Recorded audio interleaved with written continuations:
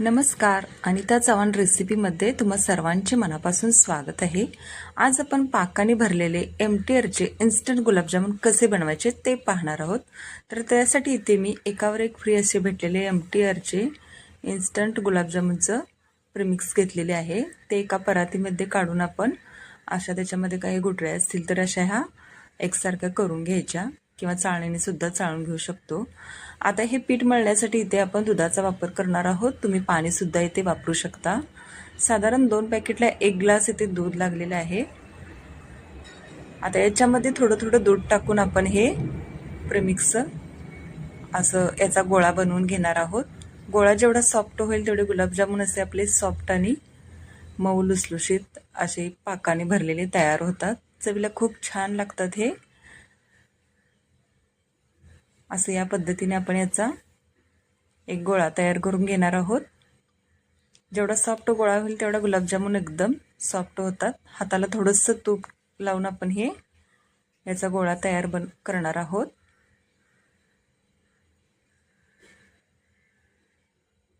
असं या पद्धतीने पीठ असं हे मळून घ्यायचं आहे।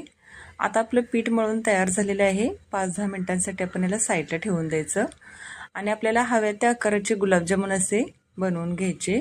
तुम्ही गोल किंवा असे लंबगोल आकारात तुम्ही गुलाबजामुन बनवून घेऊ शकता। गुलाबजामुनला कुठेही क्रॅक जाणार नाहीत असंही गुलाबजामुन बनवायचं, म्हणजे ते चांगले सॉफ्ट होतात। अशा याला चिरा नाहीत पडल्या पाहिजेत। एकसारखा असा गोळा तयार झाला पाहिजे। तळल्यानंतर हे असे दुप्पट फुलतात। सर्व गुलाबजामुन आपले बनवून तयार झालेले आहेत, तुम्ही पाहू शकता। असं या पद्धतीने हे सर्व गोळे बनवून घ्यायचे आहेत। गडबडीच्या वेळी आपण आता सध्या मार्गशीर्ष चालू आहे तर हे पटकन तयार होणारे गुलाबजामुन आपण बनवू शकतो। पाक बनवण्यासाठी ते मी अर्धा किलो साखर घेतलेली आहे आणि यामध्ये साधारण पाऊण वाटी पाणी घातलेलं आहे आणि 10-12 केसरच्या काड्या घातलेल्या आहेत। केसरच्या काड्या तुमच्याकडे असतील घरी उपलब्ध तर तुम्ही घालू शकता, नाही घातल्या तरी काही हरकत नाही। आता याचा आपण पाक बनवून घेणार आहोत। पाक असा जास्त कडक बनवायचा नाही, नाहीतर आपले गुलाबजामुन असे कडक होतील। पातळ असा याचा पाक बनवून घ्यायचा। एक तरी पाकपेक्षा अगोदरच गॅस बंद करायचा, म्हणजे जास्त कडक असा पाक येऊ द्यायचा नाहीये।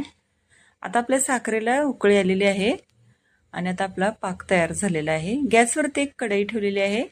आता याच्यामध्ये आपण गुलाबजामुन तळून घेणार आहोत। तेल चांगलं तापलेलं आहे। आता याच्यामध्ये आपण गुलाबजामुन तळून घेऊया।